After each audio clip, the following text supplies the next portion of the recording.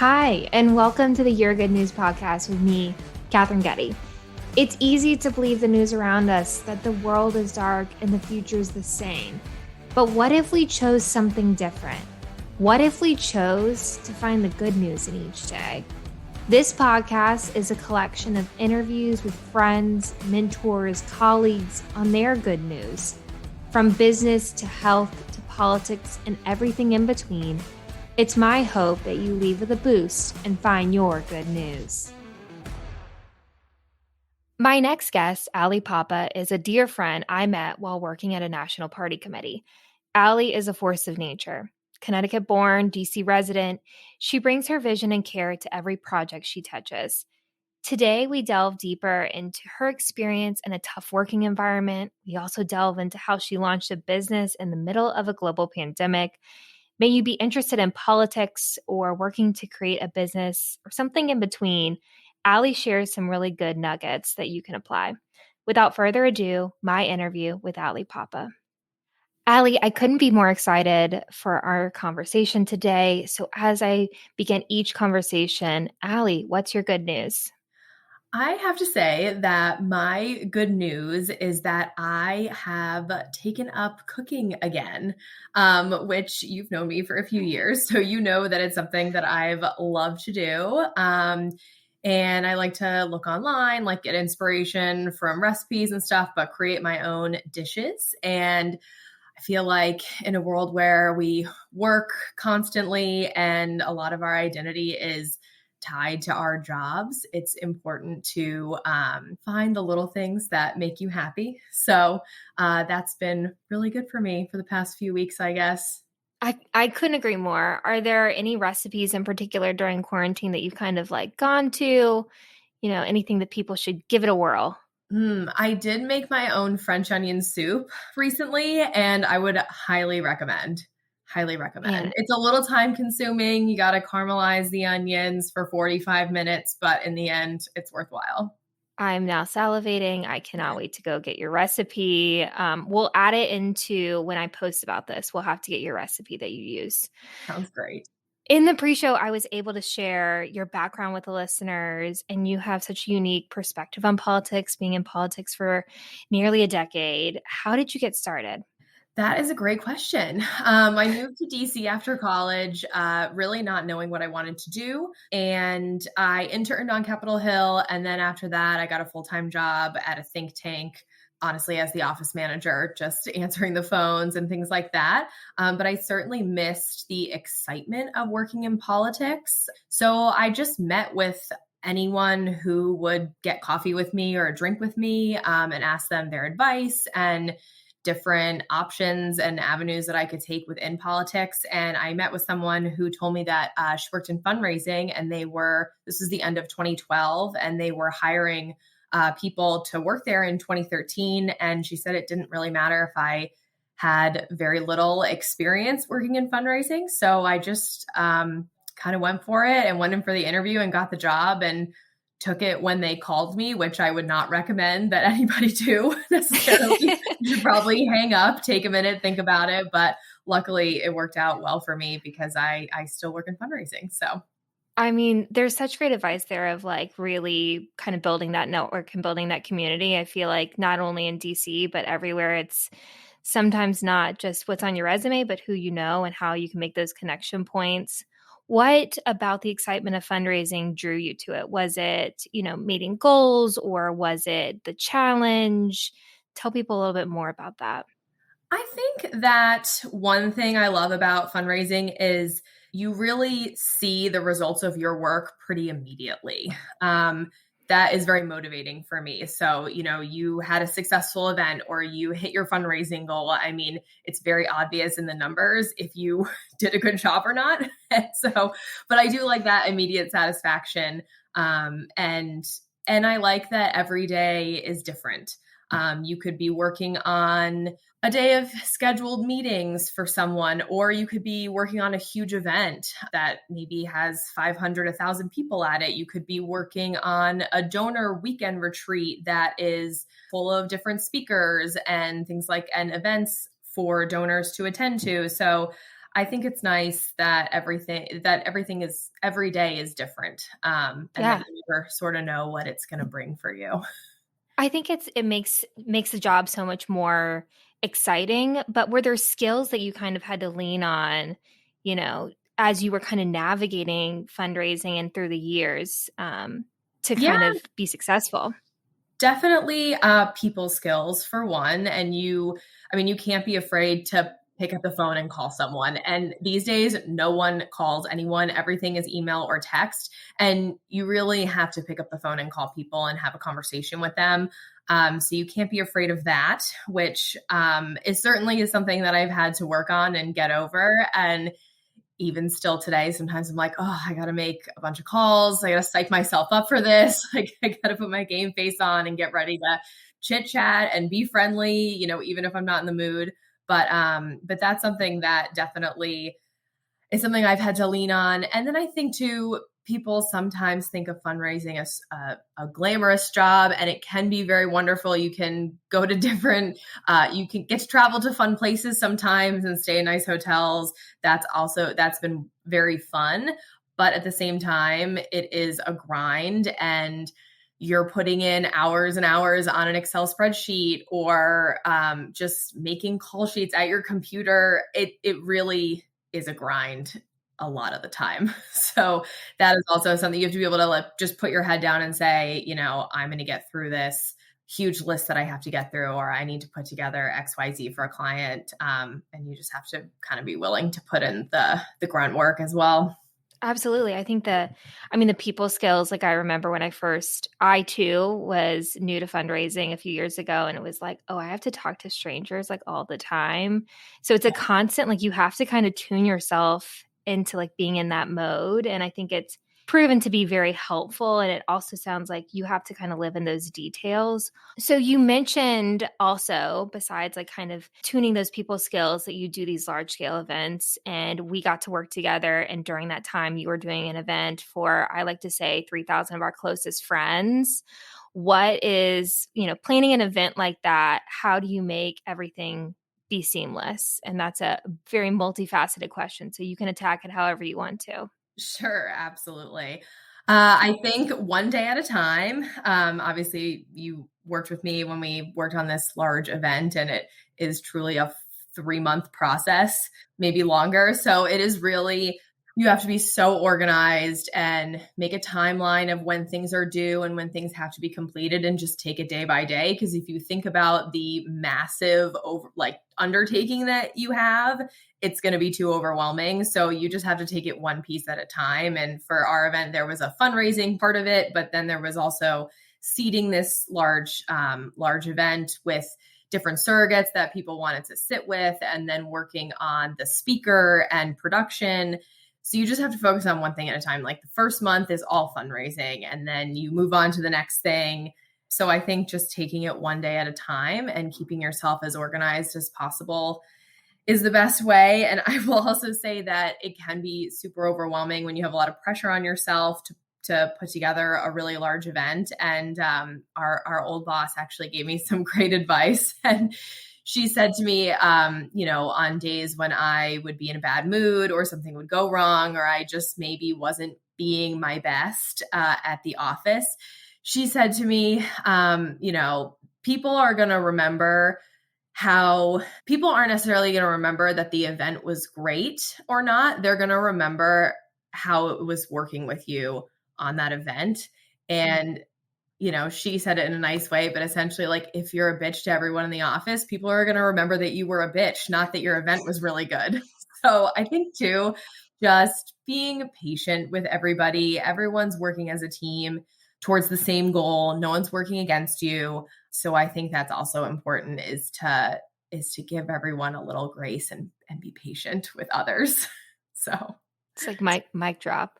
I mean, I think it's, may you be working on a fundraising event, or you're at a project, or you're working with students, or you're working with your family, like taking things down like one bit at a time is such a good reminder. And it sounds like, I feel like even saying it, I'm like, that's trite. But I feel like oftentimes we're like, you get in the mode of like, it's overwhelming, and you can sit in that, or you can choose to like take it bit by bit and make sure that you're, patient with everyone, which is oftentimes not easy in DC. It can be challenging. So, kind of pivoting a little bit, your career has spanned multiple different party committees. So, for folks that are not in the DC area, party committees basically they have fundraising components, they have membership components, they work with members of Congress or members elected leaders, and your goal is to either retain, a House or Senate majority, or to win back those House or Senate majorities, or also ensure that there are more of your certain party elected. And so you have done both a House party committee as well as like a national party committee. What has been, the most interesting part of working with large personalities? Because I'm sure there's stories you can't always tell us. But what has that taught you about kind of how you interact with people?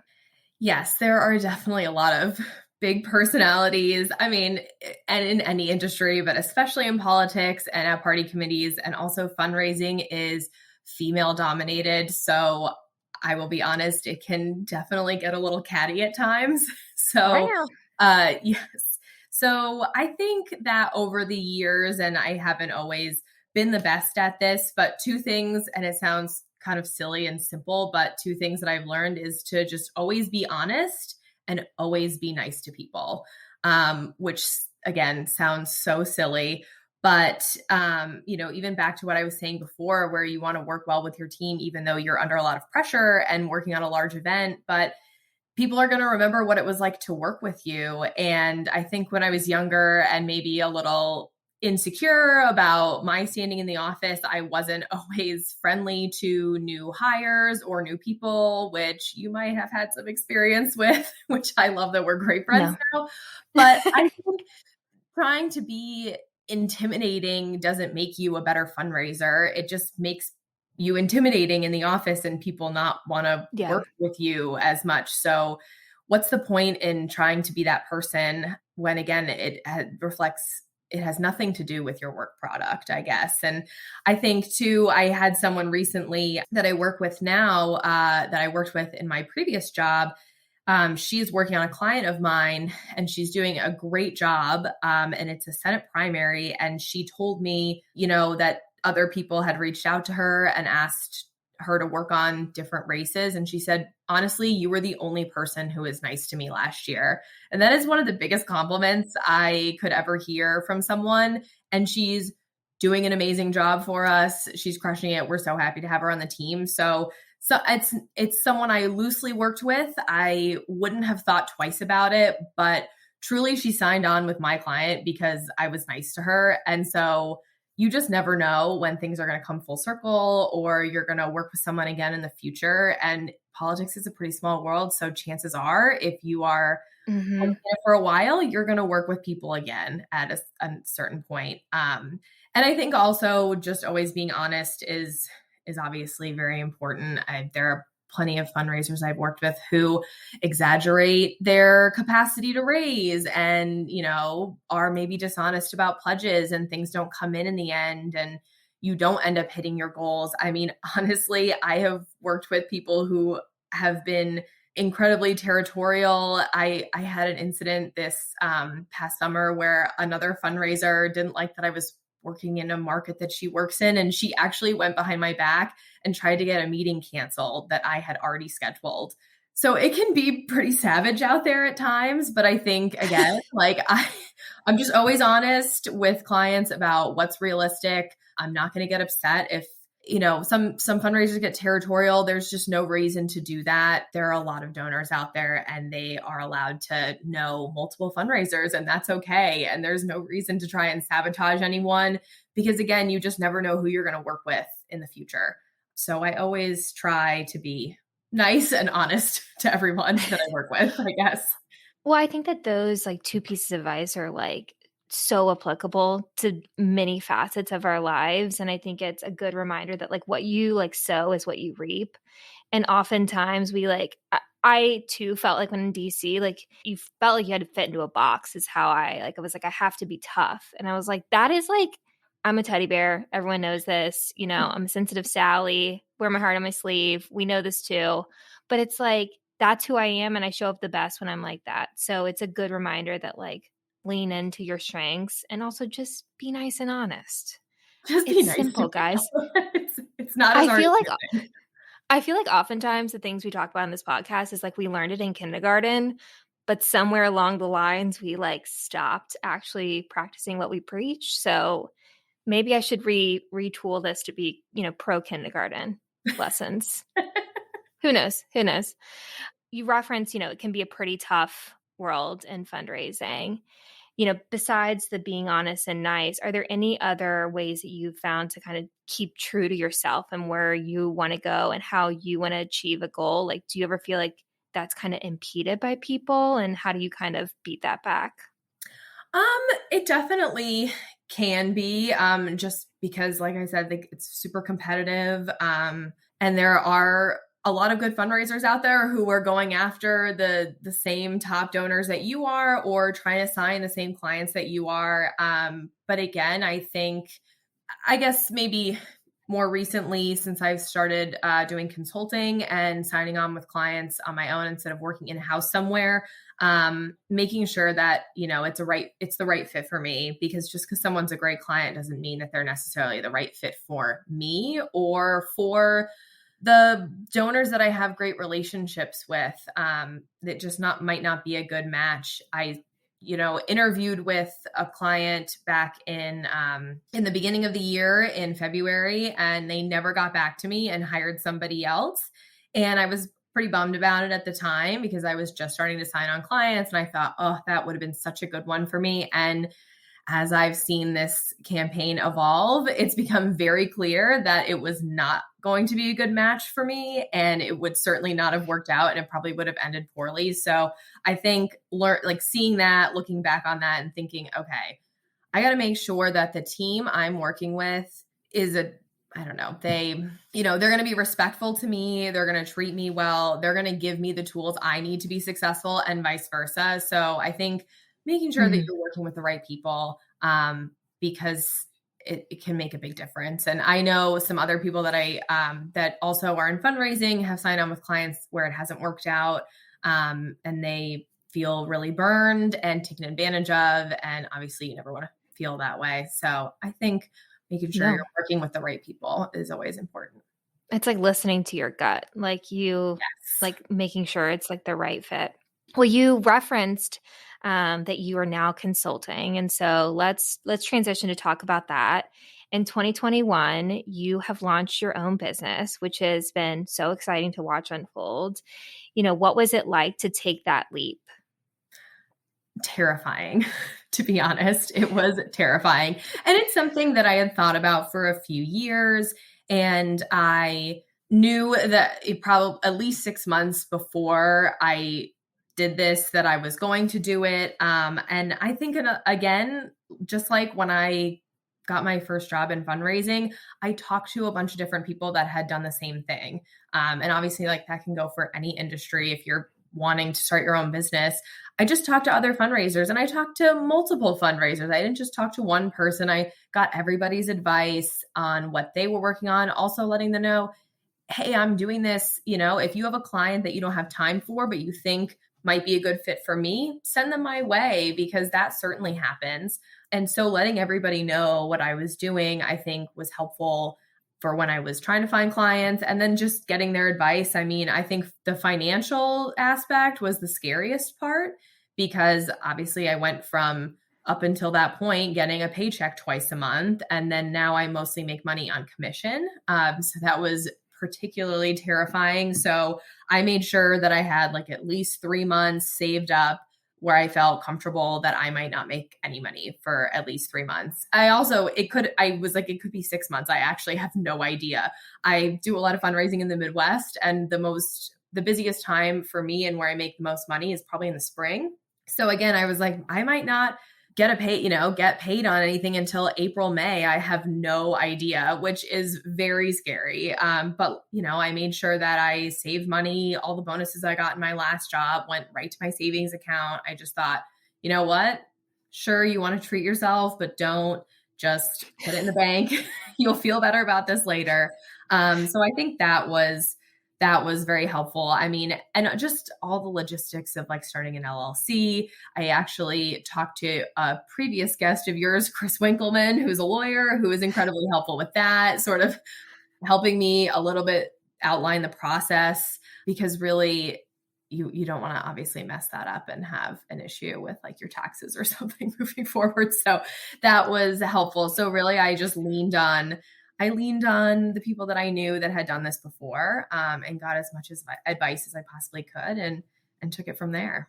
I mean, it's like getting the advice, like getting the logistics, Mm-hmm. making sure your ducks in a row. It's like all the things you've done probably for other roles, but you just applied it to creating your own business. And it's a good reminder that like doing that detail-oriented work is really important to make sure, IRS jail. I'm sure it's a terrible place. I don't know.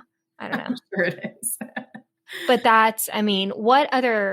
is there any other advice you would offer to people who are thinking about making that leap? I would say that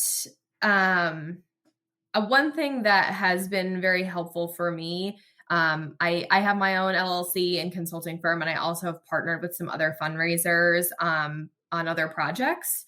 And I'm so grateful for my business partners, because it is a little isolating going from working in an office to working by yourself. And I know a lot of people work from home these days, but I'm sure that in your office, you're still on some Zoom meetings or interacting with people daily from your office, where really I might be talking to different clients or some donors, but it's really just me. So I've been really reliant on my business partners. And it could be anyone. I've talked to other fundraisers that I don't necessarily partner with, but just having someone to bounce an idea off of, or vent about something that you're going through, or maybe they're going through something similar. I was talking to a fundraiser the other day, and I was saying, oh, this client is so challenging to raise money for right now. And she was like, oh, I know, it's been brutal. I mean, at least just having someone that's going through the same thing that you can talk to about what you're dealing with,